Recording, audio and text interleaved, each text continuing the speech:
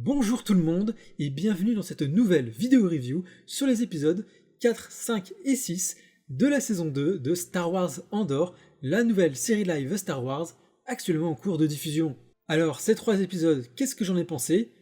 Eh bien je les ai beaucoup aimés et je les ai trouvés très solides, bien plus solides que les 3 précédents épisodes. Plus solide pourquoi ? Parce que dans le rythme global des 3 épisodes, il est bien plus digeste, bien plus constant, et donc de fait beaucoup mieux rythmé jusqu'aux scènes de climax qu'on attendait à la fin de l'épisode 6. Et ça, c'est dû au fait qu'on a rajouté une pléthore de nouveaux personnages en lien avec la nouvelle planète qui va nous intéresser pour ces épisodes, la planète Gorman. On va nous introduire le front de résistance ou de libération de Gorman, et évidemment toute cette séquence-là, tout cet arc-là, fait référence, et on l'a tous compris en regardant les images, en écoutant les personnages parler et leur accoutrement, on est sur une grosse métaphore de la résistance française durant l'occupation allemande de la Seconde Guerre mondiale, et le réalisateur, le showrunner de la série, l'a explicitement évoqué durant ses interviews et ses différentes prises de parole. Donc évidemment que ça allait forcément résonner en nous et que c'est un arc des plus pertinents pour le sujet de la rébellion contre l'Empire.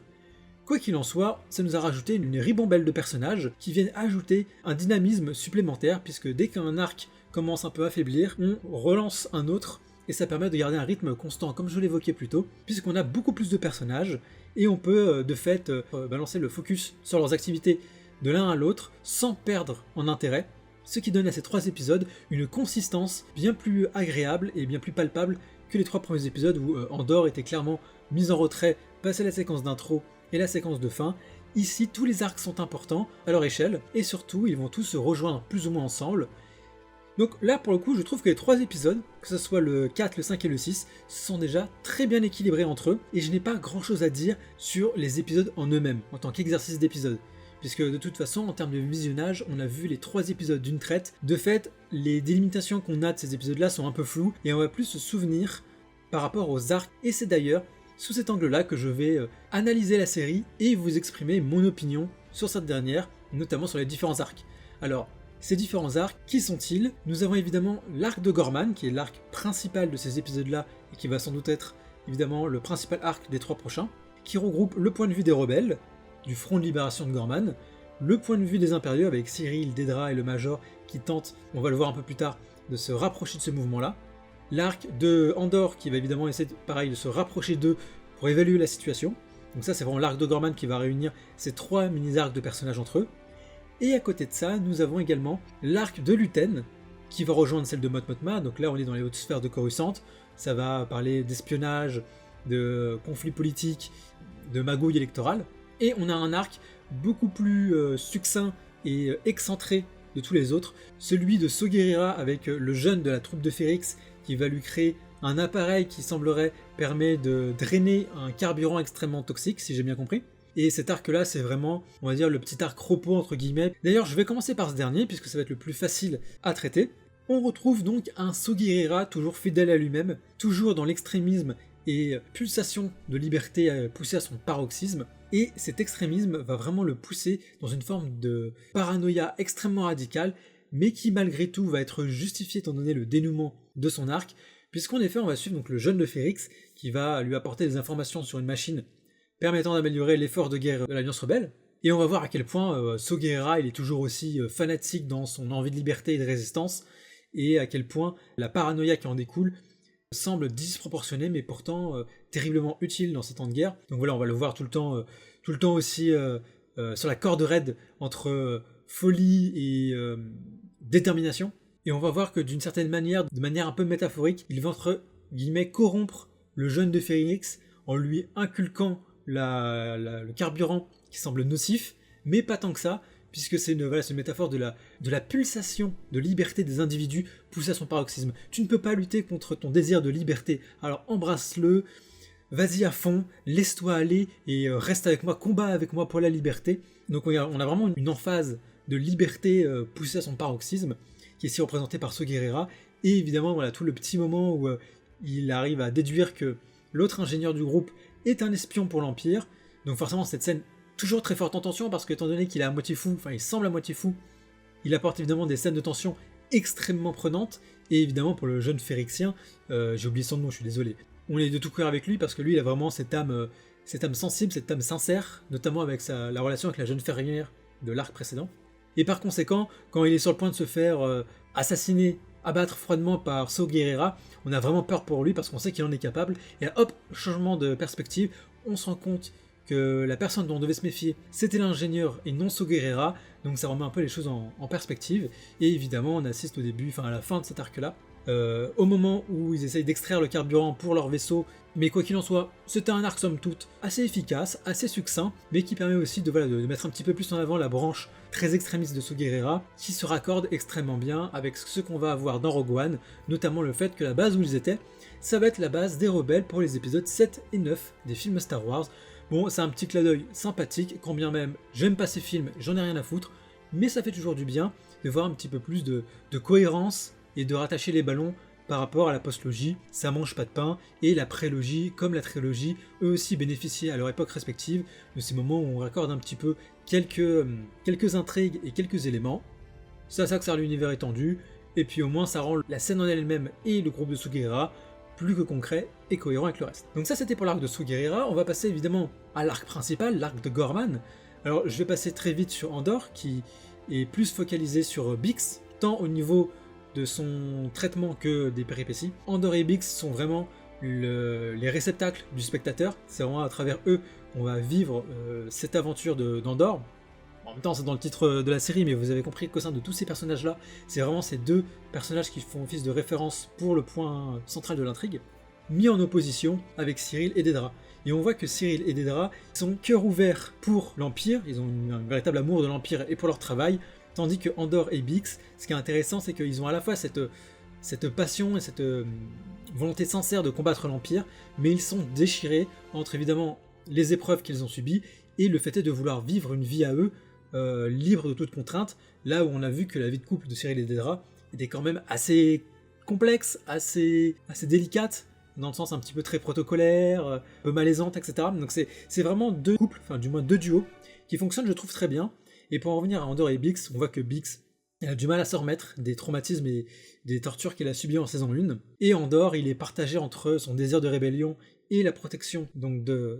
la femme qu'il aime. Pour résumer, j'aime beaucoup le parallèle fait entre les deux duos et le traitement entre Andor et Bix. Et on comprend que Bix, qu'elle va complètement se dévouer à la cause et qu'elle va sembler devenir aussi déterminée et implacable que Luten. Là où Andor conserve à mon avis, à mon sens, ce côté un petit peu plus humain, un petit peu plus empathique pour ses proches et ses alliés. Et je pense, et là je mets un pari là-dessus, que Bix va mourir, que ça va vraiment transformer Andor, et qu'il va le transformer en un Luten 2.0, en sens encore plus implacable, méthodique, comme ce qu'il est exactement au début de Rogue One. Mais voilà, je sens que cet arc de personnage va se construire de telle sorte, et ça va être, s'ils le font, extrêmement cohérent avec le début de Rogue One, encore une fois. Et donc évidemment à la fin, Bix parvient à reprendre le contrôle de sa vie et va directement aller assassiner froidement l'officier des informations impériales, va le torturer en mode bon karma, Andor va l'assister et vont lui faire exploser son labo, et donc dans une scène voilà, de reprise en main, de contrôle, qui fait évidemment plaisir à voir. Donc ils sont prêts pour le combat, ils sont prêts à en découdre, et j'ai hâte de voir ça donc, pour les 3 prochains épisodes. Et entre-temps, donc pendant que Bix était en train de se reconstruire à l'appartement, et que Andor était parti en mission d'observation, sachant que j'ai beaucoup aimé le fait qu'il doit se cacher en permanence, donc Andor, il est obligé de prendre des identités factices, il est toujours sous couverture, etc. Et Bix, elle, est obligée de vivre dans un appart miteux, en faisant toujours attention. Donc on a ces deux arcs, ces deux personnages qui vont vivre de leur côté, et évidemment nous avons Andor, qui va voir donc la planète de Gorman, dans laquelle va se situer le nœud de l'histoire et le cœur des péripéties, puisqu'un nouveau front de résistance va probablement s'ouvrir et rejoindre la rébellion. Mais est-ce que les résistants de Gorman ont-ils les épaules pour ça? Eh bien c'est justement ce que va voir Andor. Est-ce qu'ils pourraient rejoindre la rébellion? Et de l'autre côté, avec l'Empire, est-ce que ces résistants vont pouvoir se transformer en rebelles pour permettre la justification d'une déportation à grande échelle pour permettre l'extraction du Kelkit, la fameuse ressource dont les impériaux ont besoin pour construire l'étoile noire? Et donc forcément tout va se lier autour de ces résistants de Gorman, donc on va avoir d'une part Andor qui va les étudier pour voir s'ils sont aptes à rejoindre la rébellion, et s'ils sont capables de mener à bien leurs actions de résistance, Et de l'autre côté, on a Cyril, qui au début de l'épisode 4, et ça c'est très intéressant et très malin de l'avoir fait, on pense qu'il a quitté Dedra, et qu'il a quitté le bureau des standards et le BSI donc de Coruscant, pour s'installer à une antenne relais donc du bureau des standards sur Gorman. Mais en fait, pas du tout. Il est à la solde de Dedra et du BSI, et il va se faire passer pour l'officier un petit peu entre deux feux, un peu hésitant, qui va donner des informations à la rébellion, aux résistants, pour les approcher et permettre, de l'autre côté, à Dedra de créer un mouvement de rébellion qui va permettre la justification de ce que je disais, la mise en place des plans de l'Empire. Et donc c'est très intéressant d'avoir permis de se faire rencontrer indirectement, en fait, Andor et Cyril, donc les antagonistes et les protagonistes, avec l'intermédiaire des habitants de Gorman, donc des résistants. Et évidemment, là on rentre dans toute l'iconographie et les symboles de la résistance française. On a évidemment les bretelles, les bérets, la langue un peu bizarre qui fait un petit peu méli-mélo globi-boulga de français, italien. Évidemment que là on est sur un aspect très espionnage, résistance, thriller avec une tension vraiment palpable, puisqu'on a vraiment ce côté, il faut pas qu'il se fasse griller par les impériaux, mais il ne faut pas non plus que Cyril se fasse griller par les résistants, et il faut pas que Andor se fasse griller par tout le reste. Donc on est vraiment sur tout le monde a des masques, tout le monde essaye de se cacher de tout le monde, mais tout le monde complote pour renverser les uns et les autres. Et c'est très intéressant comme le travail que fait Dedra et Cyril permet de vraiment justifier, de s'intéresser à la résistance, comment une résistance se forme avec les différents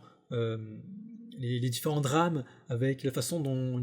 un État finit par étouffer les gens et le peuple, et comment une résistance se forme, comment on essaye de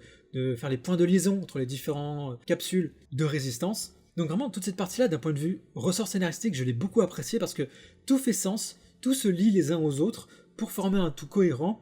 où un drame va évidemment se produire, et on sent qu'un drame va se produire. Et c'est là tout l'intérêt de la tension dramatique qui monte petit à petit. On sait que ça va partir en steak, on sait que ça va partir en couille, qu'il va y avoir des morts, que ça va péter dans tous les sens, exactement comme dans Ferrix. Mais là où dans Ferrix, c'était uniquement sur l'arc d'Andor, ici on réunit vraiment l'ensemble des personnages, hors Mot Mothma, Luten qui vivent à Coruscant, mais que tous ces personnages-là s'entremêlent les uns les autres. Alors comme on a appris à les connaître, à voir leur parcours depuis la saison 1, ça rend inévitablement les choses beaucoup plus fortes et intéressantes. Et voilà, voir cette tension monter, cette paranoïa excessive de tous les côtés, ça rend évidemment toutes les scènes extrêmement captivantes, puisque quand ils discutent stratégie, ils essayent de trouver des astuces pour paraître normal, pour éviter de se faire repérer, comme pour Cyril avec le vendeur à la sauvette qui veut le contacter pour la résistance. Ça rend toutes ces scènes de dialogue, qui bon sur le papier ne sont pas les plus attrayantes et divertissantes du monde, mais comme on a cette immense chape de plomb d'espionnage et de guerre froide entre guillemets, et bien ça rend évidemment toutes ces séquences-là extrêmement captivantes à écouter et à regarder. Et évidemment chacun avance ses pions les uns et les autres, et tout fonctionne bien. Et j'ai beaucoup aimé aussi la séquence de mini-parlement entre guillemets au sein de la résistance, où voilà ils discutent de l'autorité impériale, de son oppression et de comment elle est vécue et perçue par les différents habitants. Donc évidemment ça c'est toujours intéressant à mettre en avant, et on en arrive au cœur de cet arc-là, avec la mise en place de l'attaque du convoi pour les armes de la fonderie, pas de la fonderie, de l'arsenal impérial, puisqu'on a vu dans le premier épisode de la série que en prévention de l'extraction du Calkite, les impériaux sont en train de construire un arsenal, un dépôt d'armement, pour évidemment à terme maîtriser la population si elle déborde et qu'elle manifeste lors de l'installation des mines de Calkite. Et donc forcément, les convois qui amènent les armes vont être pris pour cible par les résistants, et va s'en suivre toute une scène de braquage extrêmement bien rythmée et bien tendue, même si je trouve que ça manque un petit peu de Stormtroopers et de passants. T'as l'impression que la rue est déserte, alors évidemment que c'est fait pour, mais en dehors de l'autre civil qui apparaît à la fin, je trouve que la mission s'est un peu trop déroulée sans synchro. Voilà, j'aurais aimé un peu plus d'enjeux, mais c'est aussi là la force de la scène, parce que malgré l'absence de réels obstacles et de réels dangers entre guillemets pour nos résistants, la scène parvient à nous capter, à nous faire accrocher au siège, malgré une absence rétrospectivement de danger quand on a terminé la scène, qui finit malheureusement mal, puisque un incident va se produire, et j'ai pas trouvé cet incident-là très impactant. Alors, ça se voyait à des kilomètres que notre couple de protagonistes, donc les agents Luten, l'une des deux allait mourir. À partir du moment où elles disent oui ensemble, après quand tout sera terminé, on pensera à nous, tu peux être sûr que dans une conversation, l'un des deux personnages qui tient la conversation va mourir. Bon bah là ça n'a pas loupé. Et ça va évidemment remettre en perspective les sacrifices nécessaires pour les résistants, qui sont donc une jeune résistance, à faire pour mener à bien leur projet de libération. Donc ouais, j'ai absolument beaucoup aimé cet arc. On a évidemment Cyril qui reste éloigné pour permettre de justifier au BSI d'intervenir et de mettre en place la répression. Donc voilà, le jeu de Cyril, je l'ai beaucoup apprécié parce que voilà, il joue sur les deux tableaux, mais on sait qu'il il joue pour l'Empire. Et aussi, on a un début de scission entre lui et Dedra, puisque quand le Major félicite Cyril, il est en extase, il est immensément satisfait parce qu'il a un immense besoin de reconnaissance. Là où Dedra, elle s'en fout de la reconnaissance, elle veut pas les lauriers, elle veut les résultats. Et c'est là le petit distinguo entre lui et Dedra. On sent que Cyril, lui, ce qu'il veut, c'est plus de la reconnaissance. Il n'est pas foncièrement pour l'Empire, mais il veut être reconnu. Et l'Empire est, à ses yeux, le meilleur moyen d'être reconnu. Là où Dedra, elle est vraiment une impériale convaincue. Tout l'arc de Gorman, je l'ai beaucoup apprécié. Encore une fois, d'un point de vue purement technique, les décors, les costumes, bien qu'un petit peu caricatural pour les résistants de Gorman vis-à-vis de la France, mais c'est pas grave, moi j'aime bien. Qu'on pousse un petit peu les curseurs de la caricature dans l'identifiable, parce que c'est pas non plus la caricature pour la caricature, on est là vraiment pour identifier un message clair sur l'ensemble de l'intrigue. Et donc voilà, tout l'arc de Gorman, moi j'ai adoré, j'ai vraiment hâte des 3 prochains épisodes qui vont nous mettre a priori en scène le fameux massacre de Gorman qu'on nous vend depuis le début. Et pour finir cette review, je vais m'accorder donc un moment pour l'arc de Luten et de Mot Mothma, toujours donc sur les hautes sphères de Coruscant, et j'ai évidemment, parce que c'est quand même parce que là j'y pense, mais là je vais parler de l'arc de Mot Mothma où elle fait tout un discours politique en essayant de convaincre les autres sénateurs de voter contre la loi sur la sécurité intérieure, qui vise simplement à plus d'oppression, plus de sécurité, plus de contrôle, donc évidemment elle se bat contre ça,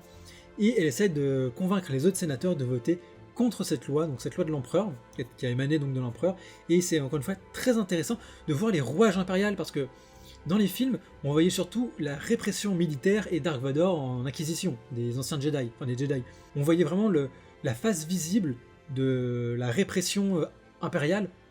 tandis que là, que ce soit avec le BSI, le Bureau des Standards, et ici le Sénat impérial, on voit comment l'Empire fonctionne et tous ces rouages qui amènent à l'oppression et aux répressions qu'on a toujours vu dans les œuvres de fiction Star Wars.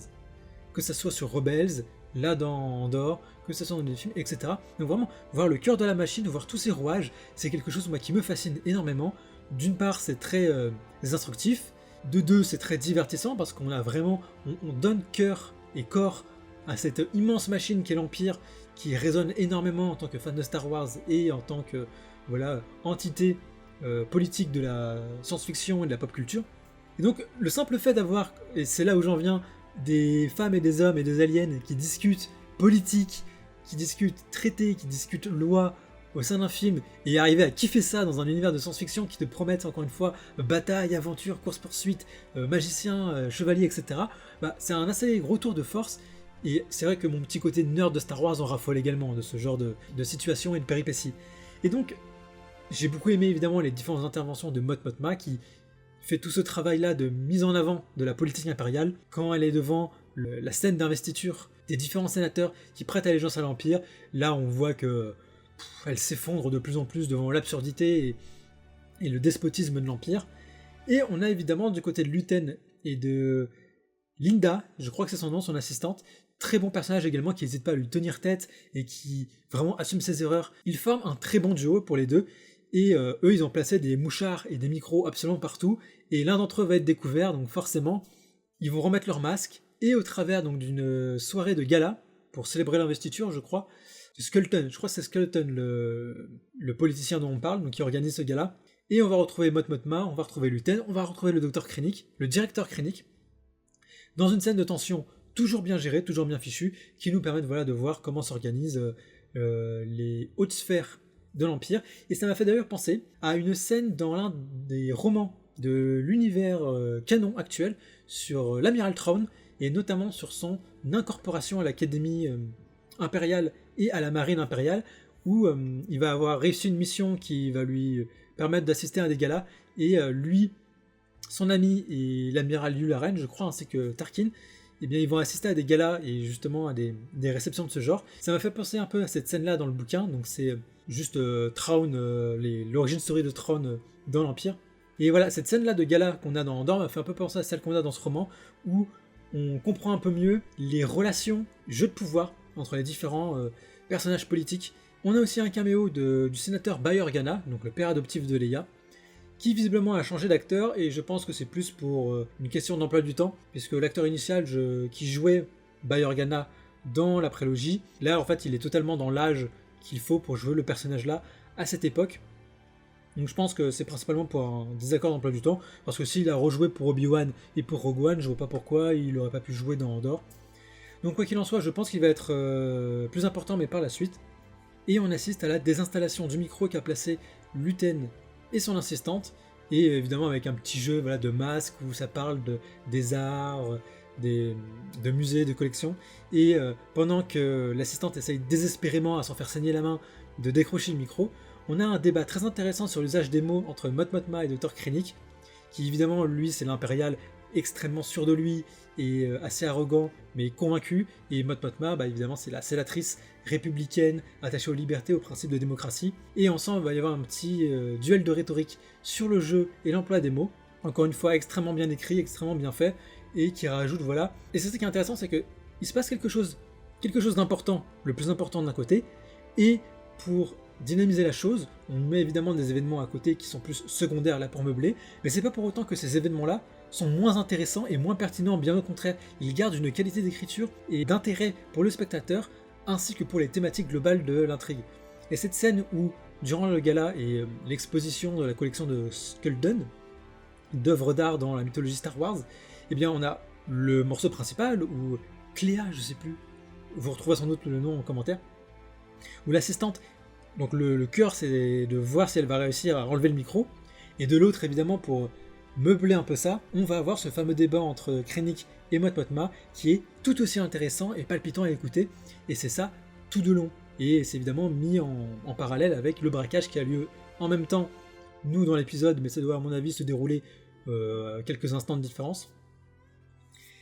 Donc tout ça pour dire que d'un point de vue scénaristique et personnages et intrigue, tout s'entremêle extrêmement bien, tout est fluide, tout est intéressant, on perd pas en rythme, pas en dynamisme,